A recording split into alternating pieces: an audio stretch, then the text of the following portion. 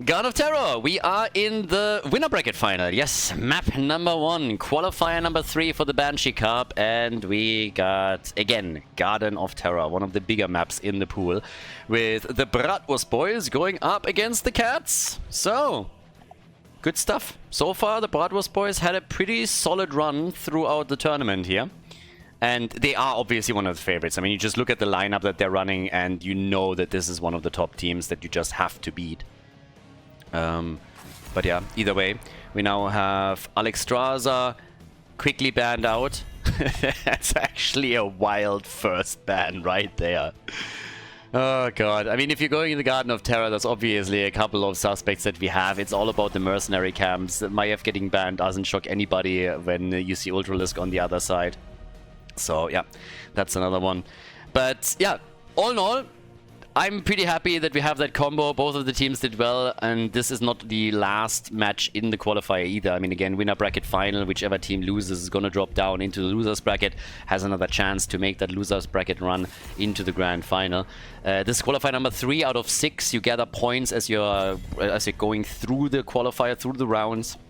Those points are being added up, and after the 6 qualifiers, the top teams in the ranking, they move on to the playoffs, where they will then fight for the $2,500 in prize money. And again, prize money sponsored by Kevin, aka Psychiv, the owner of the Miami LAN Center, where we hosted some of the offline events as well in the past. So once again, big shout out to him. That's also why the Banshee Cup is called the Banshee Cup. He's a bit of Sylvanas one-trick pony, so the Banshee Queen. You get it? And this is one of the first games today where Sylvanas wasn't banned immediately. It feels like a bit of a meme that we have the Banshee Cup and she gets banned out all the time. But right now we have Lucio banned and we get Samuro as a first pick. Okay. Yeah, I'm game. Garden of Terror, big map. And honestly, Ultralisk on Samuro is a lot of fun. If Sven gave us one thing, it's that now more and more teams play Samuro. And I really like it. Sven has been doing this, in Meta Madness in particular, over and over and over again. And every time the teams faced off against Samuro, they hated their life every single second that the game lasted. Now Ultralisk is doing the same thing here, with a few others too. We get Genji, Brightwing, so yeah. In the old days, this would have been a Genji bomb. You Swift Strike in as Genji portals, as Brightwing portals on Genji, and then Emerald Wind, poof, and you get your kills. Now, that's 6 years ago? 7 years ago? Actually, somebody mentioned it earlier in chat. Apparently, my Heroes of the Storm anniversary is coming up. So, I have casted Heroes of the Storm now for 10 years. It's crazy. I mean, I casted games for 20 years now. More than 20. Actually, more than 20 years. And apparently, 10 of those are now Heroes of the Storm. It's absolutely nuts. 8 years Warcraft 3, 7 or 8, roughly. Then StarCraft 2 for I think 4 or 5, and then in between, I mean, there's obviously some overlap. It's just like not clean cuts. And yeah, Heroes of the Storm, pretty much 10 years at this point, which is bonkers, absolutely crazy. So yeah, and soon we're gonna add Stormgate to that list. Now, Tracer gets picked. We got the ban against Abathur. Oh, sad. No Worm in game number 1. We still have a chance later, I guess. Could still see that. But yeah, double pick here in Garden of Terror. And, well, let's see what we're gonna get there.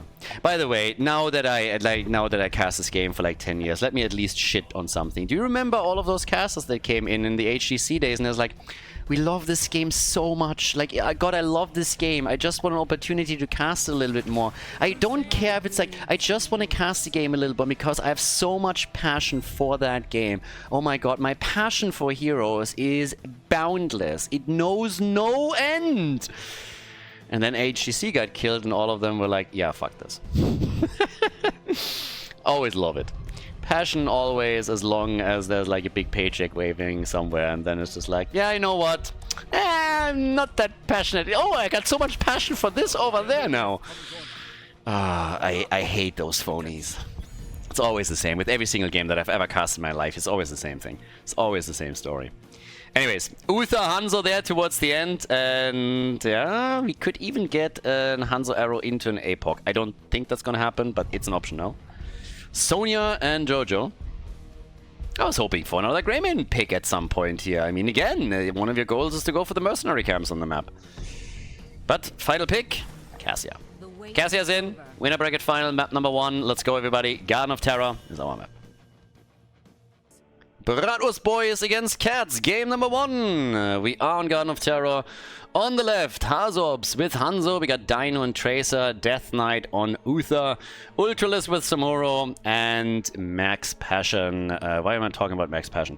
Masquerade is playing Diablo. Somebody talked about Max Passion earlier. My brain saw Masquerade starting with MA and then immediately made like weird moves. It's been a long day, guys. It's been a long day. On the right side, the Cats with Drakia. On Johanna, we got Captain Rex and Genji. Soaking on Sonya. Deviant is playing Deviant Brightwing. And Herath on Cassia. Big map for game number 1. And, well, we are good to go. Which team is going to be able to take the lead in the winner bracket final? If the previous results are anything to go by, it's probably going to be the Bratwurst boys. Bathrobe boys, Bratwurst boys, whatever you want to call them. But yeah, they've been doing exceptionally well. I mean, again, it is more or less an all-star team. We don't have pro players anymore, obviously, in Heroes of the Storm. Haven't had any for a long, long time. But these guys are the top, at the top of the ranks, for sure.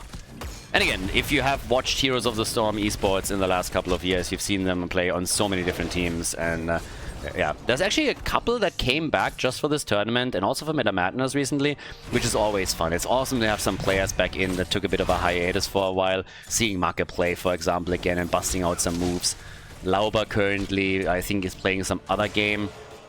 God, I forgot the name, but he came actually back for some of the tournaments too, so yeah, it's always fun to just see that happening. Yeah, always pretty cool. But, well, either way, now that we are... This is, by the way, a little bit of a pet peeve of mine. People do not understand what the term pro player means. They really don't get it. There's always people that think that a streamer is a pro player. That's the most ridiculous thing I've ever heard. That's a streamer. That's a pro streamer. A streamer, a person that makes a living out of streaming themselves play. We call that a professional streamer. A professional player is somebody who doesn't necessarily stream. You can if you want to. But you make your main money by playing for a team, winning prize money and getting a salary just for being a player, not by streaming. This has tilted me for the last 15 years, I want to say. It's so weird that people just cannot keep these two terms like separated. It's nuts to me. I think most of the time it's just fanboys of a certain streamer. It's like, no, he's a pro player. I was like, nah, he's not. That's not what that term means. But yeah. Pick up a book or something, like read, like learn some definitions, I don't know. But yeah, anyways. Not that we had anything that led up to that little rant. I don't even know how I started with it myself, but yeah, it's one thing that has triggered me like multiple times in the past, and that was just a good opportunity to bust that out again. Anyways, in Heroes of the Storm, we don't have pro players right now, but obviously we still have some players that are semi-pros. Hazu, for example, still streaming, part of Team Liquid, and then in addition to that, also farming a decent amount of prize money throughout the years that he can still get there. Maybe not enough to make a living out of it, but still a pretty neat amount of pizza money, I'd say. So, and a lot of those guys are playing for the blue team right now. This is essentially what I wanted to say then in the first place. But yeah, we got level 6 on each side, and it is slowly time to not only think about those mercenary camps, but also focus a bit more on the objective. One seat has already been grabbed, nothing too fancy happening just yet. We have one kill, but that's it. Like, nothing really going on right now, except for the team is moving from one camp to another and trying to catch some Muro at the top. But our boy is getting well away. Yeah, not even close, Ultralis. Not even close. That's a German efficiency right there. Very German, very efficient, and he is able to escape. So yeah, good on him. Very nicely done. So, with all of that, all the way up at the top, we got Ultralis still trying to defend, but of course it's a bit tough if you're already this low in HP and you go up against Sonya here. So, no, that's a bit of a problem. At the same time, though, that push bot side with that Bruiser camp could really start to wreck them a little bit. And, well, Dibbles also in trouble. Still some of the towers are taking damage. And Masquerade makes it out. So, good for him. Didn't have the cooldown on the fountain, apparently, so they're falling back from it. Up at the top, the seed is gathered. With 2, 3 against 1, Sonya can of course not do anything there. They're still trying to make a play for Tracer down at the bottom of the map, but that hasn't really come through for them either. So it's an interesting game actually. Single kill that we've seen so far. The only one that has died is, well, now Samura has died too. Gets caught up at the top. That means 2 kills to 0. So Diablo and Samura have both been taken out at least once. Experience still fairly even for the two teams here, and Masquerade is in danger of falling a second time, but is still able to move away from this. Got a bit tricky for just a moment though.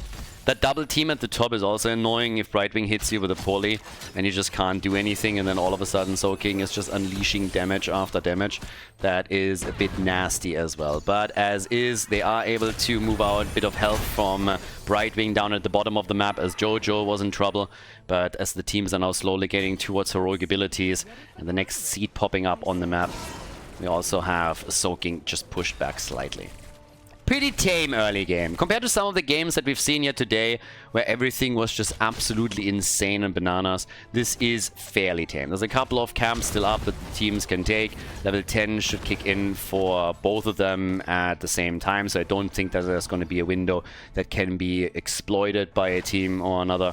But yeah, they're just making moves for the next seed, and this one is positioned so well in favor of the blue team that I just don't... Oh, well. Okay.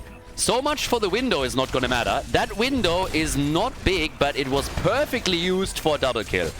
I mean, not better than that. Uther and Tracer down, just with that small advantage that they had on level 10. And that allows the Cats to take now 4 kills to 0. And they have 2 seeds to 1. And they might even get Diablo. Good arrow from Hazu. Barbecue. And they're able to get out. But that was tricky. That was really tricky. I did not think that that small of a window between them hitting level 10 and the opponent reaching it as well would allow them to get anything done, but they just exploited this to perfection. Couldn't do it any better. They get 2 kills out of this, bit more experience, a little bit more momentum now too. I would still personally expect that as the game continues, especially Ultralisk with Samuro is going to give them a bit of an upper hand when it comes to the macro level. But this is still pretty neat for the Cats, because now they are threatening Garden Terrors. And they are forcing the blue team to respond to this. Not a comfortable position to be in if you are the Bratwurst boys. I can tell you that much. So, yeah. But either way, we now have topside Ultralisk. Still, I mean, he has to deal with this as well. So they're having so much trouble. Brightwing is pushing the bot lane for some added experience. Then in addition to that, we're getting the fight for this up at the top. Yeah, if they can get a kill, then great. But Brightwing saves the day for Soaking. And they have the camp at the top that they eventually have to deal with too. Valkyrie still gets damage out. So not Valkyrie, like Cassia with a ball of lightning. Good wall stun, but Brightwing on point. Yeah, Brightwing absolutely on point with a lot of these plays that we're currently seeing here. So job really well done, but nobody has picked up that seed yet. They're still poking around with it. And at the top, I think the Siege Giants have done the trick. So they're defending all of this, which allows Samuro to stay down at the mid lane and help out with this push that is coming through here. So, yeah, interesting one. Who's taking it? Are we going to get Garden Terrors already? And since they're getting closer to level 13, it's certainly realistic that they're going to be able to grab those. The Cats, ladies and gentlemen, make some big plays to try and end up winning game number 1, but they are getting burned. Burn, baby, burn. It's a triple, baby. 3 heroes are dead. Genji, Jojo, and Sonya get destroyed. Nicely done, and that was really needed. That was absolutely needed. I mean, look at that. Diablo coming in, Masquerade, setting it up for a kill, and then burning down Johanna himself. Genji doing a lot of damage. Now again, Arrow connecting at the top, and that puts Brightwing into a real awkward position where she just can't do anything. They're going for Cassia, and Cassia goes down. Brightwing at least was able to move out. Well done. Awesome. I mean, again, great job by the blue team. It looked so good for the Cats. Like, that was such a clutch move from the Bratwurst boys. And now they're still pushing the lanes out down at the bottom of the map and doing their thing. So, yeah. Awesome job. Really nicely done. And this opens the game up, of course, once again. We have now 4 kills to 4. We have level 13 talents on both sides for the teams here. And, yeah, on structures, I guess, this seed is going to take the first Garden Terrors in. So, I don't think nobody's going to hit a talent advantage with this. I'm totally here for this. This is going to be an awesome battle between the two. The position of the seed is actually also quite nice because it's not too far to either side, which means that both of them can now fully go in on this. We have one camp taken on the left side. That might take some of the attention away from the red team. Could do some damage down at the bottom of the map, but at least they got the siege giant. Something. And ults are ready all around. Everybody has their ults up. Sonya is going to get Wrath of the Berserker in another 2 seconds, so she's going to be good on this too.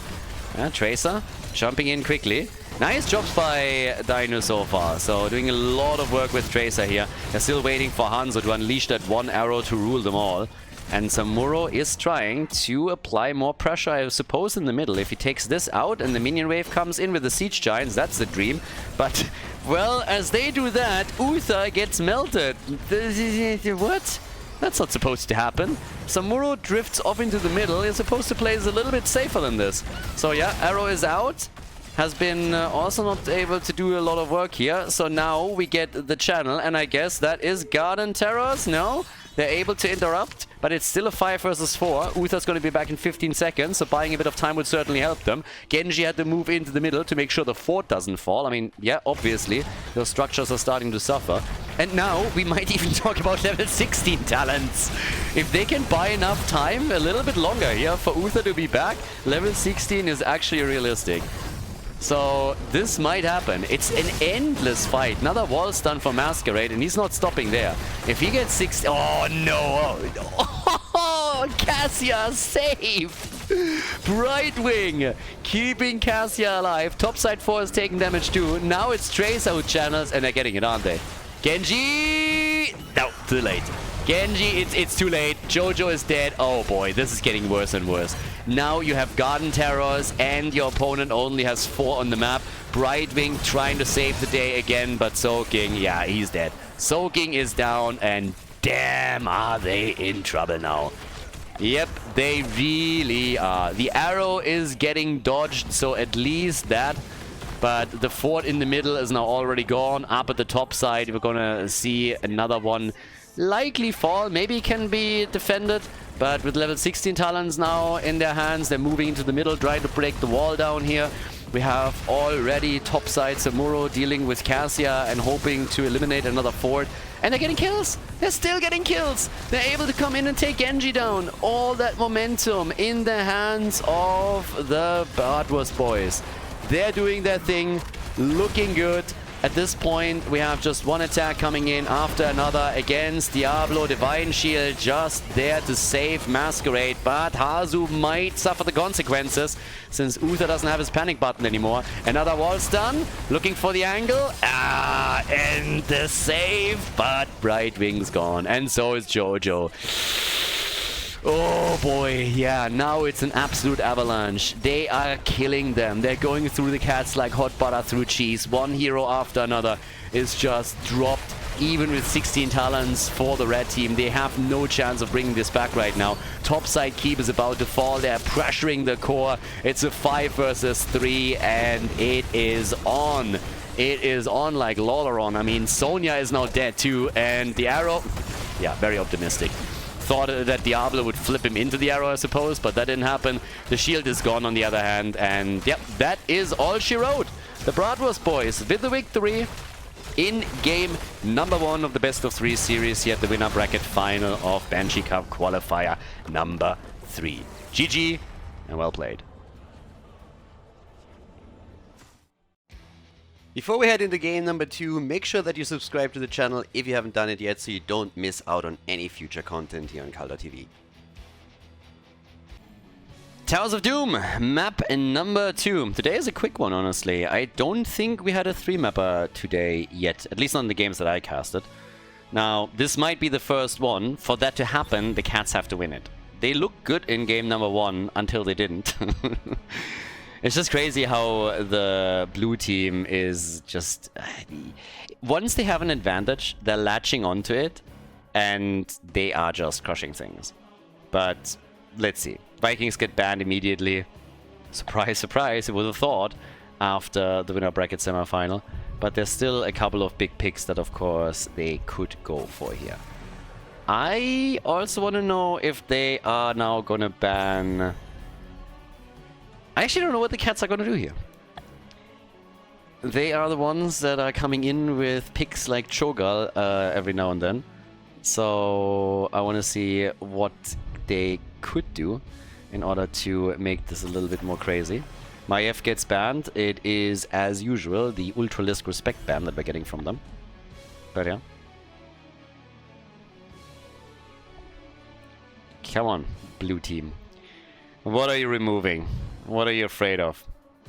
I don't know if if I mentioned it in this series, but in case that somebody's just tuning in, we have one draft rule for the tournament, and this is you can't play the same hero twice in the series. No pre-bans, no shenanigans like that. Nothing is going to happen in the playoffs with that either. Neither for the finals, but just to make it a little bit less boring so that you don't see the Blaze, the Haka every single game, or you see just Hanzo over and over again. You can't play hero more than once. So yeah, that's the only thing. But we now get the Haka as a first pick, so already some global presence on Towers of Doom. And in comes our double pick. Every time that I'm looking at the cats, I'm just like asking myself if they're playing something like Cho'Gall again, if they're throwing something else out there that we haven't seen from them yet. I like that Medivh is getting banned because it indicates that we're going to get Stitches again. And honestly, with them playing Falstad Lucio right now, I'm fairly certain that Stitches is going to get banned by the cats. Banning Medivh, picking Falstad, yeah, Stitches is going to get banned. I don't see a world in which the cats are just letting that one go through again. Especially since they could, of course, watch the previous series. So not only are all the signals there, but they could see it in the previous one. So Drakia goes for Muradin, Rhaegar gets picked as their support. AKA, we're at least not going to get Cho'Gall, which on Towers of Doom would already be a bit awkward in the first place, but hey. And that's going to be the Stitches ban. Duh. But to be fair, the blue team must have known that. If you telegraph it like this, yeah, it's Captain Obvious wants his pick back. That's basically what's going on there. So, yeah. So let's see what else they're getting. Maybe we're playing out against... If you could go for like some kind of weird Garrosh comp. Leo and Garrosh. Okay.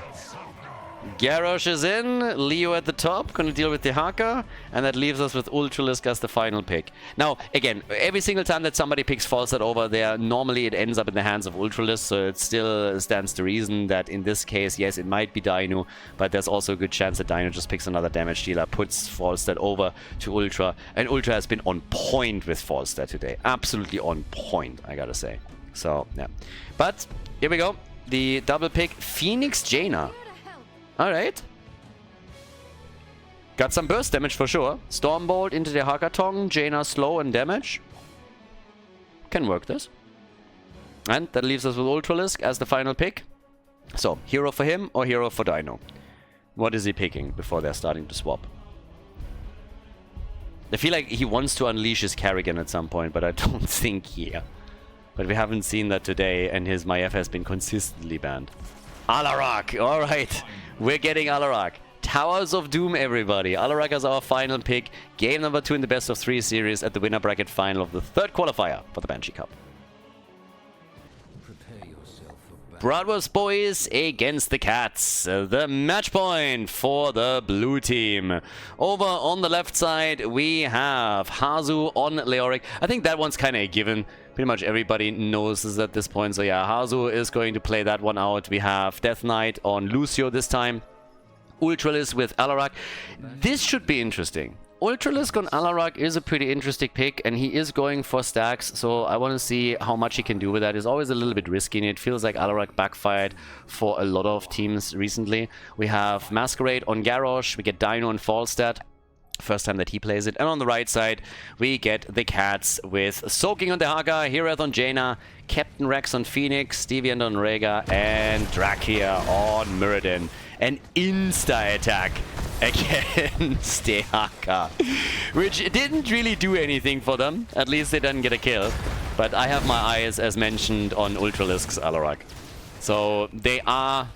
I don't want to say like taking a gamble with this. I guess to an extent that might be true, but Alarak, if he can get played well, if you can set it up, that would be awesome. Dino is, by the way, flying straight into the Blizzard here. So from the get-go, taking damage on this was actually nicely done by Jaina, you gotta say. Jaina also working on her baseline, of course. Top side, oof, Hazu, alright. Still fine, but he is going 1v2 right now. And they couldn't kill him. So, bit of a win for him. As down at the bottom of the map, the party continues with our 4-man push from the blue team. And Mirrodin jumping out after Garrosh went for the flip. We should still get the negatively charged on level 4 for Alarak, and this is when the real party starts for him. Now, obviously, you're working on your sadism stacks. At the same time, you're also trying to get as many stacks for level 4 as you possibly can. And then in the late game, the damage output from Alarak can be pretty ruthless. So, something to watch out for. And, well, they have to watch out for Masquerade too. He dodges the Blizzard, but there's just no escape anymore. The camp gets stolen away, and Garrosh goes down. That was well done. That was very well done. I like the way that they just played this out a lot, because they gave Masquerade no options. It was either walk into the Blizzard and die there, or try and dodge it, and then we have more time taking you out where you stand. So, job well done by the Cats as they lock in First Blood in game number 2 here in Towers of Doom. Which, by the way, if this wasn't clear, is also the map choice of the blue team. They consistently pick Towers of Doom as one of their favorite maps, and they have a stellar track record here too. So, yeah, totally understandable. Top side, Leo just doing his thing, even double checking on the pumpkin camp. But we now have level 4 talents. And this is where we get negatively charged for Alarak. And now the question is, how much can Ultralisk do with all of that? His goal will be to try and get that late game damage going as best as they can. And if you are playing a solid style with him, you can really just murder heroes in the later stages. I mean, obviously the combos and silencers, like all that Alarak really supplies here, is annoying to deal with in the first place, but a well-stacked Alarak with good Sadism stacks too is an absolute nightmare. And they're going to try to make that work. We have also, in the meantime, the off-the-wall for Lucio. So the next one over here, triple altar phases now up. And this is where we're going to see the first couple of real brawls where Alarak gets his chance to stack. And Falstad using the global. I mean, each team is now using one. You have Dehaka going up against the Birdie. A little bit of an interrupt by Hazu at the top right. Leo might die for that, actually. And yep, Hazops is gonna fall, even with Dino coming in. But that might give them a chance down at the bottom of the map to lock in the second altar for themselves. The third one in total. Especially since, yeah, top right, okay, has been taken. Channel for Ultralisk? No, not quite. Death Knight also has to be careful with Lucio. But he has 2 kills to 0, and an early level 7 talent for the Cats. It's a little bit reminiscent of what happened in game number 1. The Cats starting off strong, and then in the late game, after level 10 abilities are in, all of a sudden it's the blue team just wreaking havoc and murdering everybody in their side. Yeah, negatively charged, still getting a few here. Leo alone up at the top. But another altar has been taken. That means that 2 out of the 3 have been claimed by the Cats. So the Cats taking a slight lead. Going for the pumpkin camp again. Keep in mind, earlier theirs was stolen away. Now another play being made by Ultralisk. Nice! And that allows them to go for Mirrodin, get the kill. Phoenix as a follow could die too. Trying to get out, but Alarak shows no mercy. And those are the plays that we expect from Ultra. Nice. Well done by him. Gets a double kill. Mirrodin and Phoenix both gone. 6 stacks now on his level 4. But that was just perfect. They got caught hard and it led to immediate dominance from them as they are still pushing the bottom of the map with that advantage that they're running here. 4 heroes against 3 right now. Phoenix actually moving into the middle at this point. But yep, that was solid. More than that. So, in the middle, we still have them starting to chase down Hazops. can't get a kill here, but they're trying what they can. And, well, in the meantime, of course, we have Dehaka still rotating between the lanes. Soaking has been doing this all day, every day. It's exactly what he needs to do. Leo is trying to mirror him. They're hoping to finally get a camp. So, yeah, get the pumpkins. This time, the cats are not willing to fully commit to that attack. But we have double altar up, top left, top right. Usually it's just like a trade. Nobody's really making too big of a move there. But we're getting closer and closer to level 10 abilities. And that's, of course, where the real party then starts. Once that we have heroics, this is where it's gonna get fun. Nice. Great connect. But Death Knight is still able to get out. Ultralist is actually really helpful in that situation. So it's not only him, it's actually a really nice spot when you think about it. You have two that can go for a bit of displacement here and just shut people down. Then you have also Garrosh on top of that. And they're already trying to use that at the bot lane against Captain Rax. And that might just be the end of Phoenix again. Phoenix gets taunted with the Warlord's challenge and goes down. Phoenix gone just as they're hitting level 10. Now they're trying for a follow-up kill. Yeah, Rhaegar's getting attacked. Falstad starting to fly. They want the angle, and Deviant, even with a heal, is not going to survive this. So Rhaegar goes down, and just looking at the damage numbers here for a second, we have 14,000 for Phoenix and 13,000 for Alarak. Yeah, Gust is out. They go for Jaina, and she has no chance. Particularly since Ice Block is not available for her yet. So Jaina is gone. Easy kill. And that is also 9 stacks. Again, it's nothing insane, but he is doing work. He's not being killed. Alarak is being a menace, and they are pushing them back as we speak. And that is half the battle right now. We've seen so many Alarak games lately where the Alarak player had just trouble from the beginning and was getting killed over and over again in those engages, and then obviously you're never even given a chance to stack properly. This is a very different beast that we're seeing here, with Ultralist doing exactly what he needs to do. We have now 5 kills to 2, and they have established a 1-level lead. Also taking the bell tower at the bottom of the map, which is helping him significantly to control all of this. Bot lane, obviously the most important when you're talking about Towers of Doom. I mean, pretty much on every single map that you have in the pool, the map that has the most mercenary camps traveling through it is the most important one, also the lane. And this is true for Towers of Doom as well. They're getting a kill on Phoenix, they're getting a kill on Jaina, and it is Farmville. We're playing Farmville over here. Another kill as Mirrodin goes down. One of the reasons, by the way, outside of pumpkins traveling towards the opponent's core, why that bot lane control is so important is this. This altar is pretty much impossible for the red team to reach unless they're willing to walk through a bell tower or engage through the top, which is always annoying and tricky. So that's 10 shots fired now, 22 to 28 points, level 13 as well.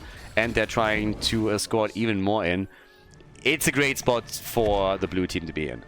They obviously want to go with minimum effort straight into the grand final and then play on the second day only one single game. And they are getting fairly close to that goal. Another attack over there on the left. Currently no level 13 talent for the red team, so they gotta be careful with this. It's always a little bit of a boost that you're getting, particularly with the Ominous Wraith now also in play. And yeah, they are trying again against Hazu, but Leo is just chilling all day, every day. Drain Hope whenever you can. 1.5 levels, that's the difference between the two now. And more camps about to be claimed over on the right side. So, the attempt to take the bell tower back at the bottom of the map. That's what we're going to see next from them. I mean, obviously hoping to reclaim this as quickly as they possibly can. I don't really see it happening right now, to be honest. They can start to poke this, but what they really need are some kills. They have at least level 13 talents. So with that, they can fight back. And Doom against Soaking over here. Hazu's going up against 2, but should be totally fine, particularly since Dino is now also starting to help him out. Yeah, Alarak is sitting at 100 sadism right now. Has taken over the top damage numbers here. He's sitting at 20,000, so just with that little hit towards the end there. Yeah, he gets another one. He not only kills Jaina, but he's also now taking the lead in damage in the game. They escort some of the pumpkins through. That's a few more shots fired. Ultralisk right now looking pretty good here. At least until Masquerade is trying to kill him. Maybe not the hero you want to kill right now. That's the one that has all the stacks, so you don't want to lose them. That would be a bit memey. But yeah, 5 more shots fired and we are dropping them down to 14 points. Yep, they're losing. They're losing a lot of points quickly. Now they have half of them remaining. Now, of course, there's always the chance to come back on Towers of Doom. This is one of the reasons why this map is so popular, at least for the audience. Simply because you have such a huge opportunity to come back in the late game by getting a bit of control. And it is the comeback map in the pool. Always has been. 6.5 out of 10. IGN would approve. They go for Muradin. And, well, Alarak is down. Alarak is gone, and that Sadism set back to 80, and there's a double kill. The cats are picking up 2 kills. Good. Well done. So, that is, well, nearly level 16, but the more important part, the cats have some momentum. The cats are retaking the belt at the bottom of the map. And there's a chance for them to bring this back. 24,000 damage for Phoenix, 25,000 for Alarak, who is back to business in a second. But, yep. They are still trying to fight this, though. I mean, they have a small level 16 talent advantage, but... this is quite the gamble, boys. Alarak will be back in a second, but it's still going to be a 5 versus 4. And here come the reinforcements. The Haka is saying hello. And now with level 16, we also get the Numbing Blast. Entomb. And Alarak, line him up, baby. Line him up. Where's that combo when you need it? Well, there we go. Gets a few more hits in. Sits at 15 stacks now. He's trying to work his Sadism back up. Jaina down, Leo down, and Lucio falls too. But it's not necessarily over here. They still have a chance to go for Soaking and try and drop him. And indeed they do. That is now 106 Sadism for Alarak, so he got quite a bit of it back quickly. And on top of that, he has 21 stacks on his level 4. So Alarak is starting to build that up again. Masquerade is channeling the top left now. And at the bottom of the map, Falstad is doing the same thing. So 8 shots are going to be fired. They're dropping them into the single digits easily. Shots are in. And, well, Falstad is already starting to nibble away at some of the bell tower hit points bot side. And Ultralisk is AFK, sleeping on the job. What is that? No. He needs to do his thing again. But yeah, so either way, right now what we have is still a bit of an experience advantage. But again, Alarak is the one that scales into the late game. That's the big threat. So right now, it's not too big of an issue. But the longer this lasts, the longer the game lasts, the more stacks he gets, the more that late game could become an absolute disaster. Salvo, though, is out. Hazel is a bit low. Masquerade getting rooted here by Jaina, and he might die. Low, and yep, he's dead. So that is the main tank gone, putting them into a spot where they are again forced to play a 4 versus 5. So not too happy. But what else? What can... oh, and even the boss is now getting taken. That's actually a pretty smart move on the side of the cats, because again, if you take the boss, it's not necessarily that you're trying to remove 4 points of your opponent's core. More importantly, what you're really trying to do is, the idea is to just remove it as an option. So yes, the shots are getting fired here, 20 to 6 points now. They're coming in with the Haka, they're trying to force the fight, and I really like this. The cats are trying to utilize this 4 versus 5 now. And I think they're going to get another kill here. Dino is super... oh, great gust. Alright, that gust just shut them down. That was well done. That gust was important. It's still a 4 versus 5, and they're getting Phoenix. No! Ultralisk, yep, he gets dropped too, so he gets a few stacks, but the problem is still that he's reset back down to 80. 80 Sadism. It's actually a little bit wild, because on the one hand they're getting a kill against Phoenix, which is kind of crazy to begin with. Now they're going for Soaking and they drop him too, but they still lost Alarak there. It's 13 kills to 9. And there's one single altar up on the map. It's a 3 versus 3, but Leo will be back so much faster, so much sooner, that the red team will have to give this one up. And that puts them down to 2 points on the core, which they cannot be comfortable with whatsoever. They really should back off. They're going to lose heroes if they don't. Once that Leo is back, he's going to drop that Entomb, and then you got to kiss a few of your heroes goodbye. Dracula sacrifices himself, I guess, so he's gone. Hazu a second too late to really make a play for Jaina. But yeah, they're going to get those shots fired. It's actually 1 point on the core. And if they get a one single pumpkin connected, then this is game and they would move on to the next round. So yeah, there we go. Single point. And also getting a bit closer to 20. Falstad flies in, gets the gust into a corner, into the taunt. Into the bloody taunt. And Jaina falls as a result. That was a sexy play. Not into an entomb, into Garrosh taunt. Check that one out. Oh, I caught that properly, but yeah. So there we go, and into a Garrosh taunt, and then there's the damage. It could have been way more devastating than it was, but it was already awesome enough as is. So now they're getting the pumpkins. If they escort one of them through, it's gonna be the end. But it's a 5 versus 4 to begin with, and just crazy. So off they go again. Ultra with the combo against Phoenix. He gets attacked, but they're going for the Haka in the back. So yes, it's a trade. They're going for a trade, but this is level 20s now. And it's all about the pumpkins. Masquerade is still there with Garrosh, which is obviously an added problem.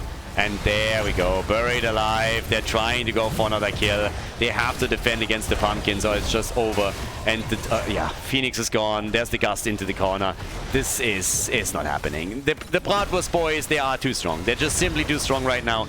The cats are fighting tooth and nail. They're just trying to claw their way back into this, but it's nearly impossible. Another gust attempt by Dainu. I mean, they are really trying to have some fun at this point.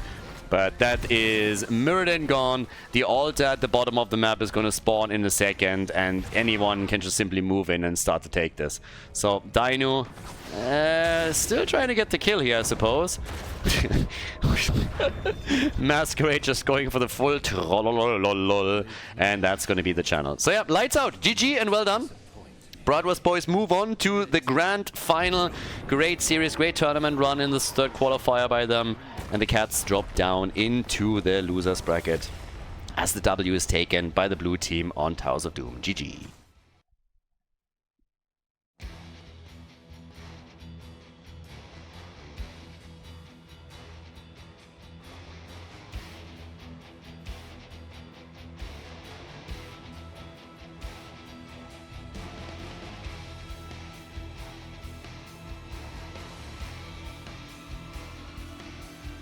Thank you everybody for watching the video today. I hope that you enjoyed the show and the commentary. And keep in mind that the spoiler protection that is going to run for the rest of the video is made possible by all the support on patreon.com. So guys, if you want to support my work, if you want to help me start new projects and keep the spoiler protection in place, please consider heading over to patreon.com/Khaldor. There's also a link in the YouTube description and check that out. Thanks in advance and see you guys next time with more esports coverage here on Khaldor TV. Have a great day.